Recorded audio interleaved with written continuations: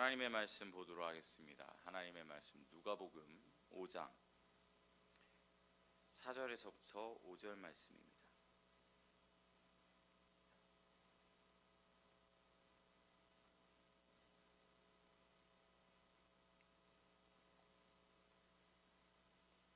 누가복음 5장 4절에서부터 5절 말씀, 두 절의 말씀이니까요. 우리 다 같이 한 목소리로 고백해 보도록 하겠습니다. 말씀을 마치시고 시몬에게 이르시되 깊은 데로 가서, 시몬이 대답하여 이르되 선생님, 우리들이 밤이 새도록 수고하였으되 잡은 것이 없지만은 말씀에 의지하여 내가 그물을 내리리이다 하고. 아멘. 이것은 살아계신 하나님의 말씀입니다. 말씀의 제목 띄워주실까요? 다 같이 읽어보도록 하겠습니다. 시작. 아무것도 없는 그때. 그렇습니다. 오늘은 아무것도 없는 그때라는 제목을 가지고 말씀을 전하도록 하겠습니다. 사랑하는 성도님들, 우리는요 살아가다 보면은 무언가가 이렇게 채워져 있는 때도 있는가 하면 어떤 때도 있죠. 너무나도 궁핍하고 너무나도 어려운 때도 있죠. 종종 이런 때도 있습니다. 정말로 하루를 열심히 살았어요. 그런데 아무런 소득을 얻지 못한 날, 그런 때가 혹시 있지 않습니까? 저만 그런 때가 있었나요? 네. 이렇게 일을 하다 보면은, 혹은 정말로 어떤 결과물이 나와야 되는데, 그런데 그날 정말 열심히 했어요. 그런데 아무런 결과가 나오지 않는 때도 종종 있다라는 것이죠. 정말 신앙생활에서조차도 마찬가지입니다. 정말 최선을 다했는데, 근데 아무런 손에 잡히는 것이 없는 그러한 느낌이 들 때가 있다라는 것입니다.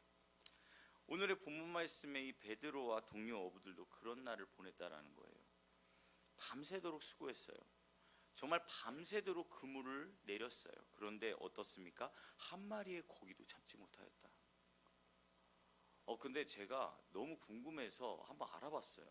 정말로 밤새도록 그물을 내려도 한 마리의 고기를 잡지 못하는가? 근데 이 어부들 사이에서 혹시 여기 낚시 좋아하시는 분들이 있는지 모르겠는데 정말 그런 때가 있다고 합니다. 정말 밤새도록 그 낚시를 그렇게 던지는데도, 그런데도 불구하고 고기가 한 마리도 잡히지 않는 그러한 날이 있기도 하다고 하더라고요. 그래서 이게 정말로 현실 고증이구나. 정말로 이게 베드로하고 이 어부들이 실제로 정말로 얼마나 상심이 컸을까, 이런 생각이 들었습니다. 그런데요, 이렇게 상심이 큰 이 상황 가운데에서 무슨 일이죠? 주님께서 베드로를 찾아오셨다라는 거예요. 주님께서 이 베드로 앞에 찾아오셔가지고 무슨 말씀을 하시는지 오늘 한번 그 이야기를 보도록 하겠습니다. 잠시만요. 죄송합니다. 네, 먼저 첫 번째요. 우리 다 같이 읽어보도록 하겠습니다. 시작. 아무것도 없을 때 주님은 아신다. 그렇습니다. 주님께서는요, 사실 아무것도 없을 때에 베드로를 찾아오셨다는 거예요. 베드로하고 그 동료들이 어떻습니까? 밤새도록 그물을 내렸는데 잡지를 못했어요. 그러고서 그 물가에 올라가서 이제 그물을 깁는단 말이죠. 그물을 깁으면서, 사실 그물을 깁을 게 뭐가 있겠습니까? 그 물고기가 한 마리도 잡히지 않았는데, 물고기가 한 마리도 잡히지 않은 그 그물에 뭐가 이렇게 늘어졌거나 그런 게 아무것도 없었겠지요. 그런데 그럼에도 불구하고 그물을 깁고 있었어요. 이것만 보더라도 이 베드로가 어떠한 성향인가? 이 베드로는 어부였다라는 것이죠. 어부인데, 그런데 매 순간마다 정해진 루틴, 정해진 그런 행동들이 있었다.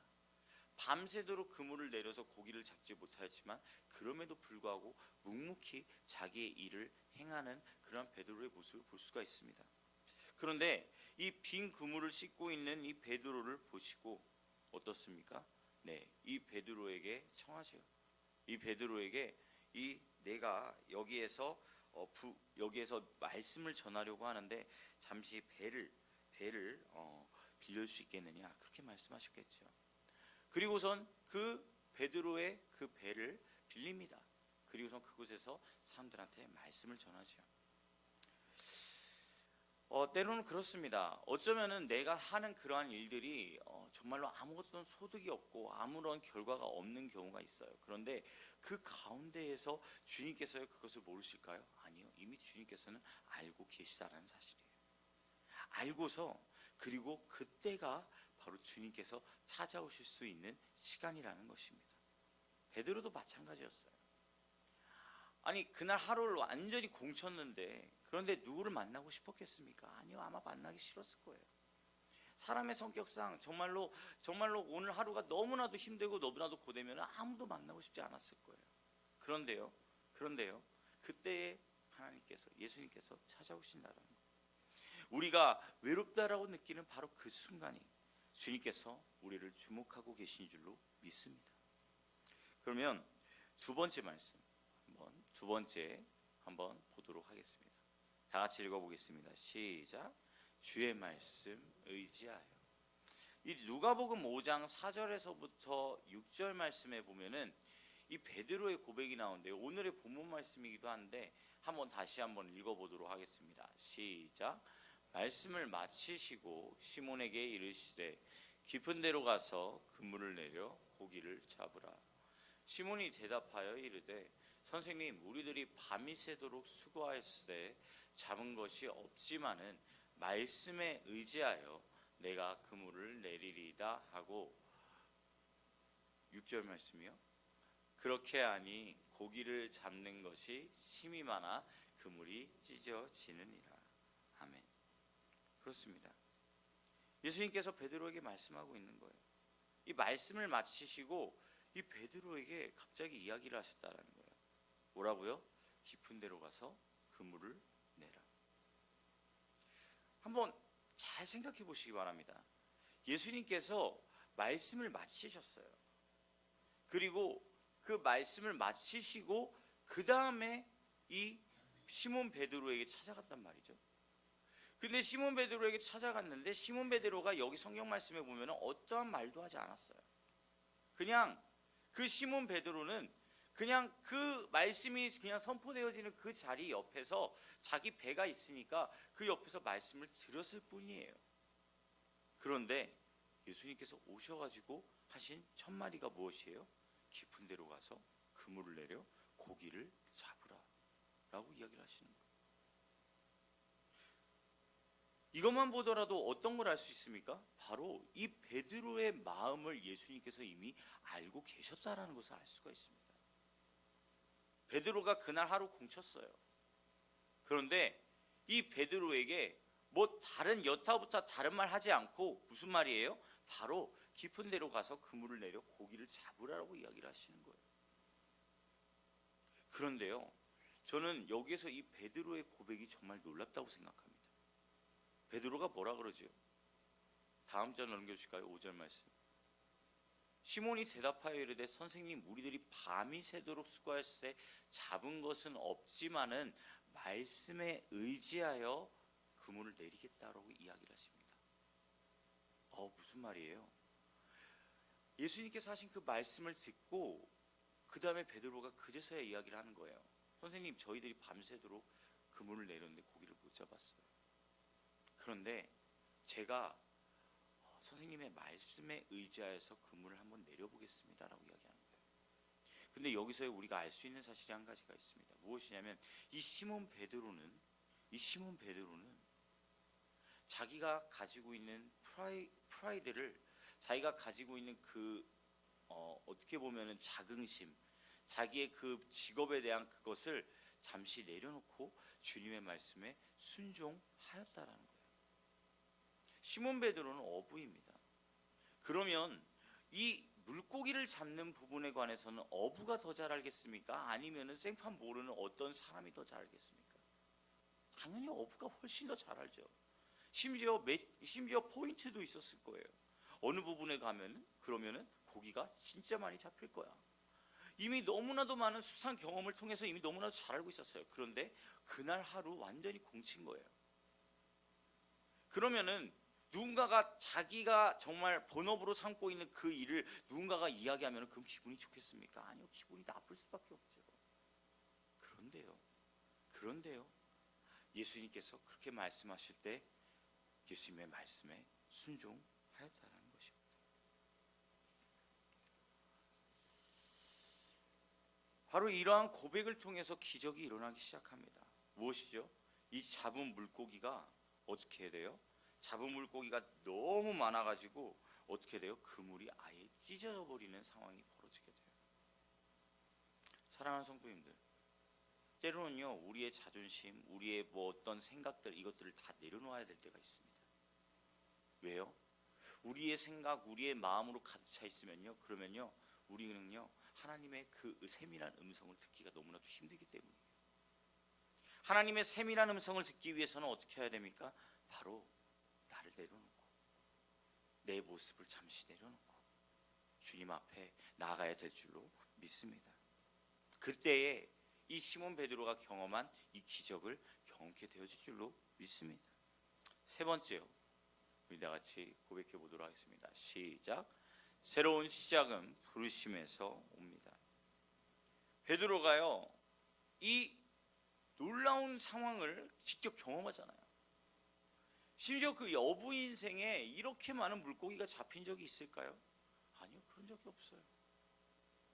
아무리 정말 어부들이 그물에서 그 물고기를 많이 낚는다 그래도 그 당시에 그 이렇게 뭐 어떤 기계라든가 그런 게 없는 사람의 힘으로 낚는 그러한 상황 가운데 놓여져 있으면은 그렇게 많이 잡기라는 게 쉽지가 않다는 거죠. 그런데 이러한 상황 가운데에서 베드로가요 어떻게 합니까? 자기가 가지고 있는 그 그물을 내려놓고 주님 앞에 달려나갑니다. 누가복음 5장 10절에서부터 11절 말씀 한번 읽어보도록 할까요? 시작. 세베대의 아들로서 시몬의 동업자인 야고보와 요한도 놀랐습니다. 예수께서 시몬에게 이르시되 무서워하지 말라. 이제 후로는 내가 사람을 취하리라 하시니. 아멘. 죄송해요. 제가 말씀을 잘못 줬네요. 누가복음 5장 8절 말씀인데 제가 읽어드리도록 하겠습니다. 시몬 베드로가 이를 보고 예수의 무릎 아래 엎드려 이르되 주여 나를 떠나소서 나는 죄인이로소이다. 아멘. 너무 유명한 말이죠. 네. 시몬 베드로가 이러한 상황이 펼쳐지자 어떻게 해요?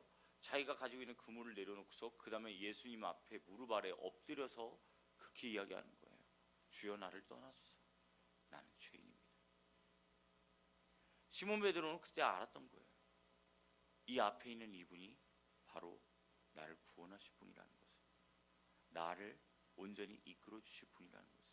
하지만 자기 자신의 모습이 너무나도 죄인된 모습임을 다시 한번 깨달으며 나아간 거예요. 사랑하는 성도님들, 그런 때 있지 않습니까? 우리가 정말로 말씀 가운데 나아가고 기도 가운데 나아가는데 우리의 모습이 너무나도 부끄러울 때가 있지 않습니까?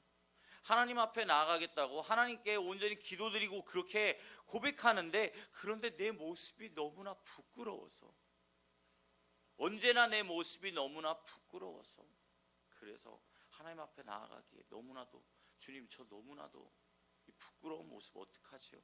그렇게 나갈 때가 있지 않습니까? 시몬 베드로는요 이 경험을 통하여서 예수님에게 그러한 마음을 얻게 된 거예요. 사랑하는 성도님들, 그런데요 이런 시몬 베드로의 그 마음 가운데에서 예수님께서 뭐라고 말씀하시죠? 이제 후로는 네가 사람을 취할 거야. 이제 후로는 너가 사람을 취할 거야. 그러니까 나와 함께 가자라고 이야기를 하시는 겁니다. 사랑하는 성도님들, 어쩌면 정말 아무것도 잡지 못하고 아무것도 하지 못했을 그때에 주님께서 찾아오셔서 우리에게 말씀해 주실 거예요. 우리에게 정말로 위로해 주시고 그리고 이끌어 주실 거예요. 그때에 우리는 그냥 우리의 생각, 우리의 마음으로 그냥 가득 차 있는 것이 아니라 그 주님의 그 세밀한 음성을 들을 수 있기를 주님의 이름으로 간절히 축복합니다. 그리고 경험할 수 있기를 원합니다. 그것을 온전히 실행했을 때, 그것을 온전히 주님 말씀을 의지하여서 그것을 나아갔을 때, 그때 어떠한 경험을 하게 될지 그것을 온전히 경험하고 주 앞으로 온전히 나아가는 우리 모든 성도님들 될 수 있기를 주님의 이름으로 간절히 축복합니다. 오늘 하루도요 어쩌면 누군가는요, 여기 계신 누군가는요 아마 이 시몬 베드로처럼 빈 그물로 이 빈 그물을 씻는 자리에서 이제 나왔을지도 모릅니다. 하지만 그것으로 끝이 아니에요. 하나님께서 말씀하시는 세밀한 음성을 들을 수 있는 오늘 하루가 되기를 원하며, 그리고 그 주님의 음성을 듣고 순종함으로 나아가는 그러한 복된 삶이 될 수 있기를 주님의 이름으로 간절히 축복합니다. 아멘. 기도하도록 하겠습니다.